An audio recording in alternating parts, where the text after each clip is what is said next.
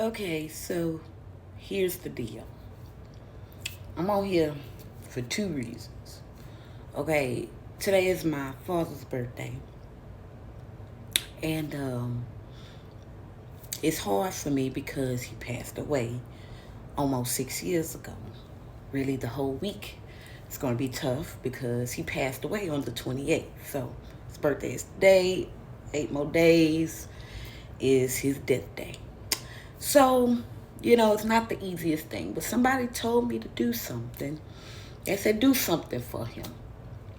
And I was thinking, that's a good idea. Instead of feeling down or making myself feel better, I'm about to do this poem.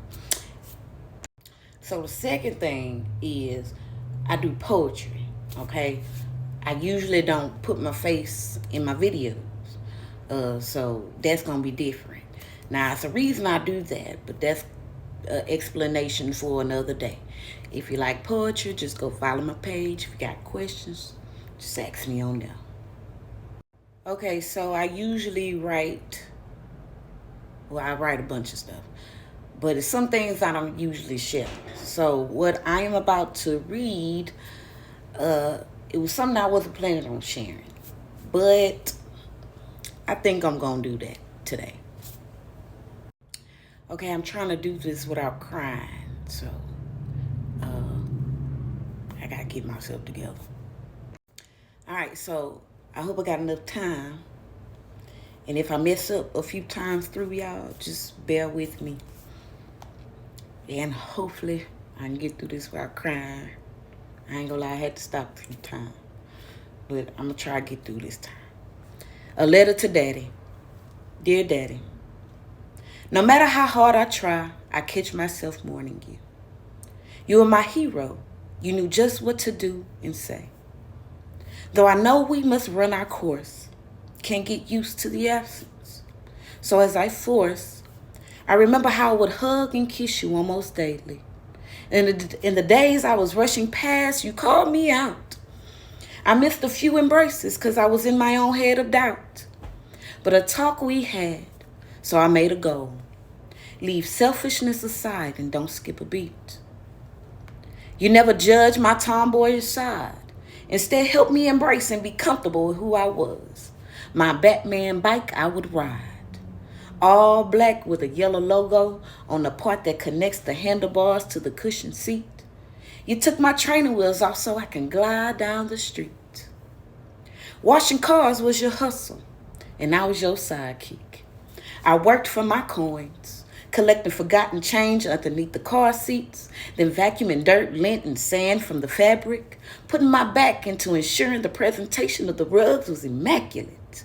No glare in the windows, transmit. I had to follow each step you took. The inflection of your voice saying no made me cry. You returned the same look, giving in. Few times you stood your ground. Can't blame me for wanting your presence. Just a walk to the store was an adventure. I sat on your shoulders, reached for the sky, and laughed till my energy was depleted. Those random barbecues was always a vibe. It was your favorite thing to do to bring the family closer. While the pit was going, we had a game of bones going. You pummeled everybody that sat at the table. Your genius showed with numbers. I still don't understand how you could count figures numbers so quickly. While you watched sports, I rested on your back, listening to your heartbeat, taking breaks to talk and question your head off. But you responded with gentleness, reminding me to take my chin off your back because it's rough. I giggled because I didn't realize my chin was dug in. Then I returned to listening to your beat. Then I grew up. I couldn't fit there anymore. And I grew out of watching sports consistently, so I had to devise a way of intercepting bonding time. We discovered movies helped bridge our timeline. Later calling me a movie buff and me responding, you created this monster. At times we had no choice to watch movies on repeat. I can count on my hand how many times you raised your voice. Even then, you made a choice to come back and make things right. Most times, your patience overwhelmed me to the point of calmness. It was difficult to fathom how you shone through my darkness. Love is not discreet. Because of you, I know my way under the hood. The specific sounds to listen for when the car's in trouble. We fixed on many vehicles and we talked for hours. I remember a time it was not so good. Minor damage was caused by God's grace, but in the moment it was flight or flight. When changing Tony's brakes, the car fell on your leg.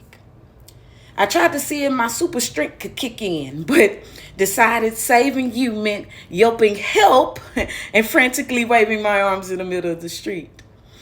I know in a sense I must move on, and love can only be defined by how a person makes you feel.